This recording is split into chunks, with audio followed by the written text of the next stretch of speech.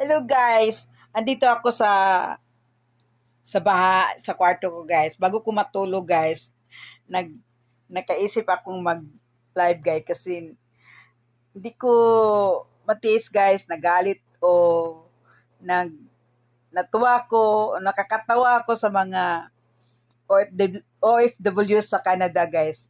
Alam mo guys, yung mga nangyari kay PBM na nagpumunta sa Canada tapos nilait si Attorney Claire Castro. Ano guys,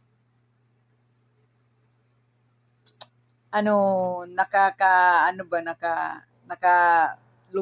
nakakalungkot ba maganyang ugali guys, no?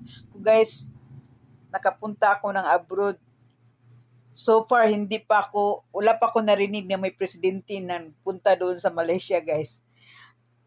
Nung nandoon pa ako sa Malaysia guys, imagine nandoon ako sa Malaysia from 1981, 82, 83, 84, 85, 86, 2020 na ako 2023 ko last ko nag uwi dito sa Pilipinas guys.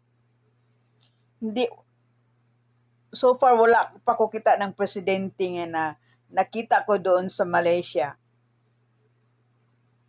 Natuwa ako guys kasi may presidente nagpunta sa Canada tapos ang sinalubong pa ay nilait siya guys. Anong klaseng mindset ng ganitong mga taong Pilipino guys?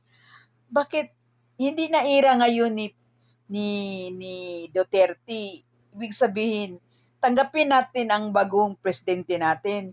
Bakit ba sasabihin nila ng mga ganyang mga salita guys na bangag-bangag aso si Attorney Claire pa ang sasabihin, nagtrabaho man siya doon. Gumawa naman siya sa trabaho niya. Dapat nirespeto nila. Tsaka, blessing talaga na may presidente pumasok sa bansa. Nakaka-proud yan. Pero sila ibang inisip nila, guys.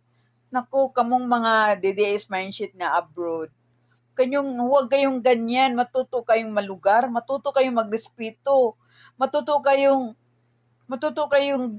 gumalang sa mga